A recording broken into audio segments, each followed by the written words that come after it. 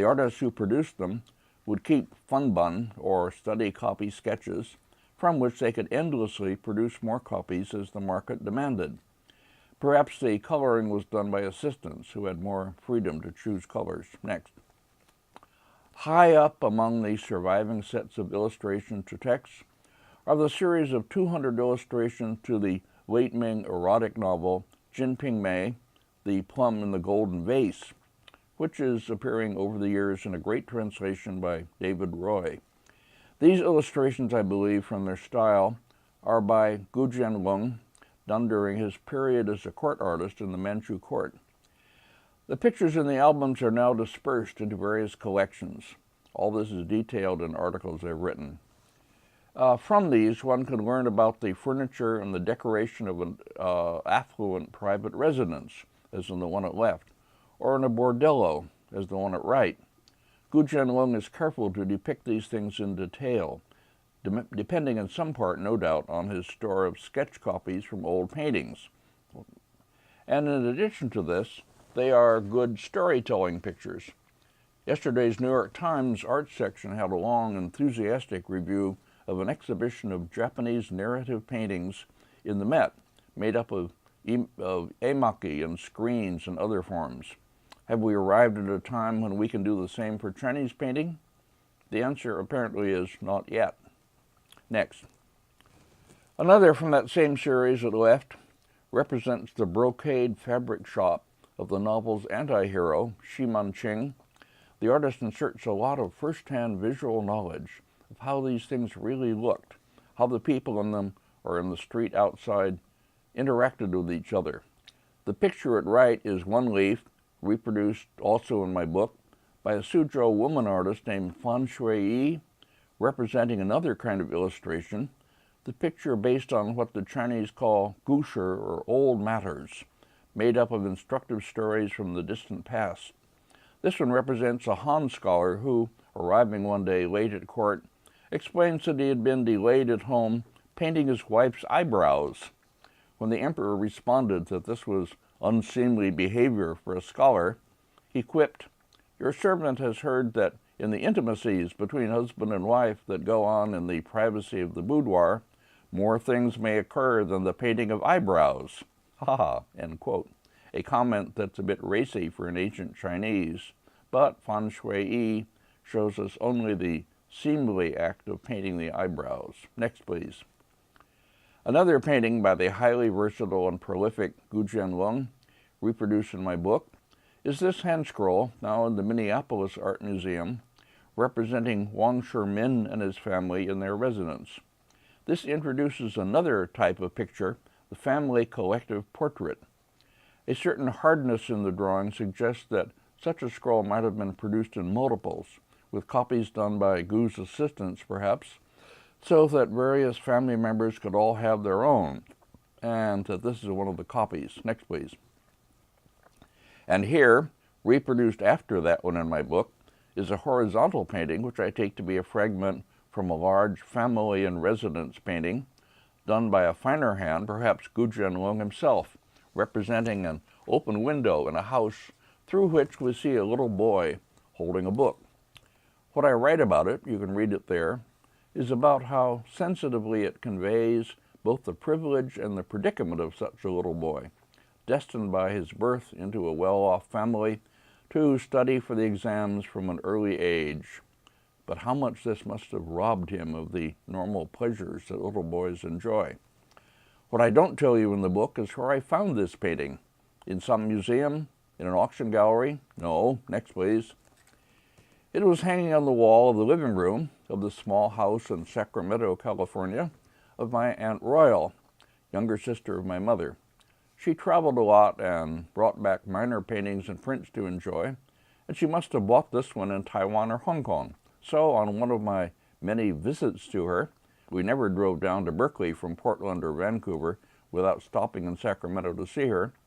Sitting in her living room, drinking tea and looking up at this painting, I realized suddenly what it was. Her name was Royal, but everybody called her Cuckoo.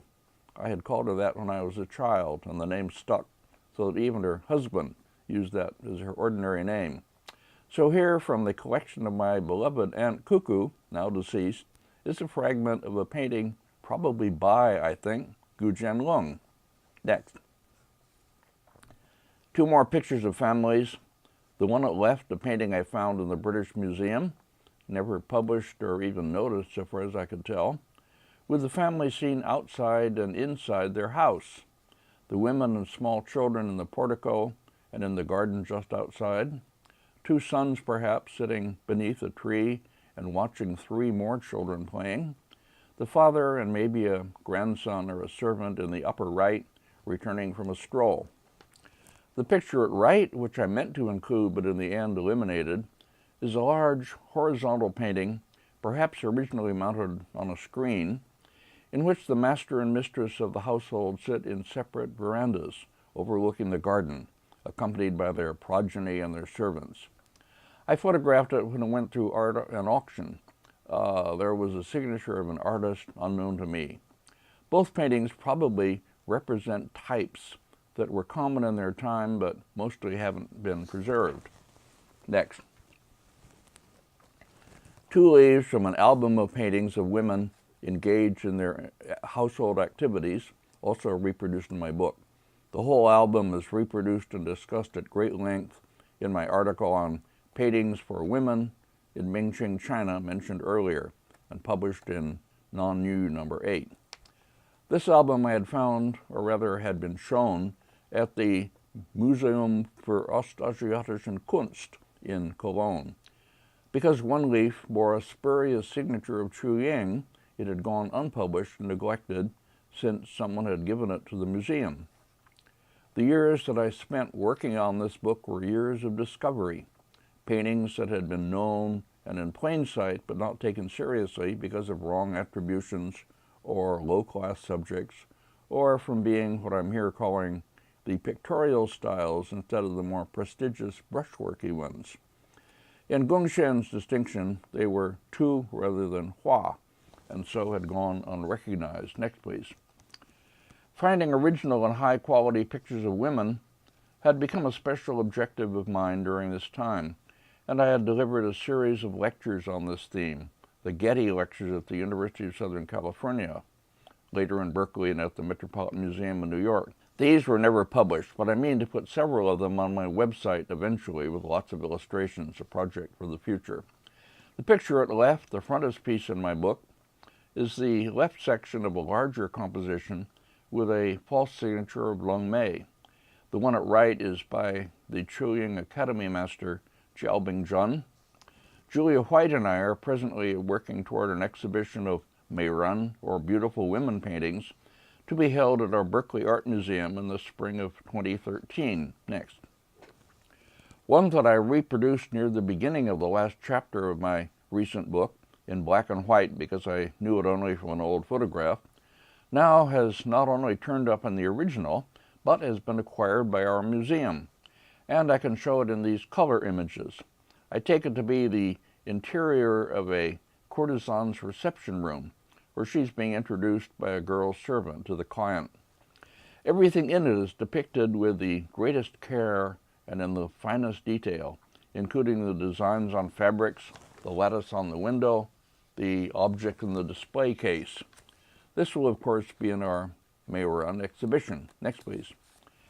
And finally, for this long introduction, two leaves from an album, now in the Boston Museum of Fine Arts, purchased by them through my introduction when my friend Tom Wu was curator, a work by the anonymous artist whom I call the Qianlong Albums Master. He's treated in an article of mine that will soon appear in the volume Bridges to Heaven, dedicated to Wen Feng's retirement. This artist appears to have worked both inside and outside the Imperial Academy in the mid or later 18th century. The typical subjects he uses are family scenes in some very affluent, perhaps princely households, providing idealized images of how these people lived, their typical activities indoors and in gardens. Next. Where the males, still wearing their official caps, enjoy the company of beautiful wives and concubines. Some of the leaves in the albums are openly erotic, and I mean to use them in my still unpublished book on Chinese erotic paintings.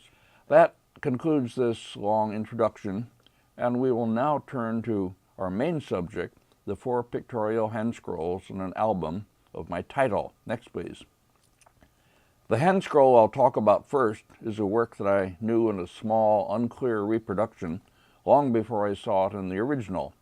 In the 25-volume series Zhongguo Lidai Shuhua Tumu, the big blue book that all specialists know and use, that catalog and reproduce in miniature thousands of paintings in PRC collections, I saw a complete reproduction, this is part of it, of a hand scroll in the Tianjin History Museum depicting a family and its residence. Since I had no idea how to approach the Tianjin History Museum, I asked my friend Yu Hui at the Palace Museum in Beijing about it, and he organized a trip to both that museum and the more important Tianjin Art Museum. So we saw this scroll, which was as fine as I had hoped, but I couldn't make any slides. Years later, when the 2 museums in Tianjin had merged into one, the Tianjin Municipal Museum, I tried contacting that to get images and permission to reproduce this and 2 other paintings in my book. Getting no response from repeated attempts, I at last turned to my colleague and good friend Frida Merck, who has helped me and many others make contacts in China. She combines scholarly expertise with a great social and diplomatic skill so that she can accomplish things that hardly anybody else could. This is a photo of her that she sent me at my request. She's standing, as you see, in front of the great Guoxi early spring painting. And indeed, she made phone calls to the new Tianjin Museum director and curator and explained my needs. They were able to find and photograph the hand scroll, expressing great bewilderment over why this mysterious foreigner would want images of such an undistinguished piece, which they had been totally unaware of owning. And at last I received 4 good images covering the entire scroll. Next, please, the first of them. I have no details as such, but the 4 section images are so high resolution that we can draw details out of them and show the entire scroll, which of course I couldn't do in my book.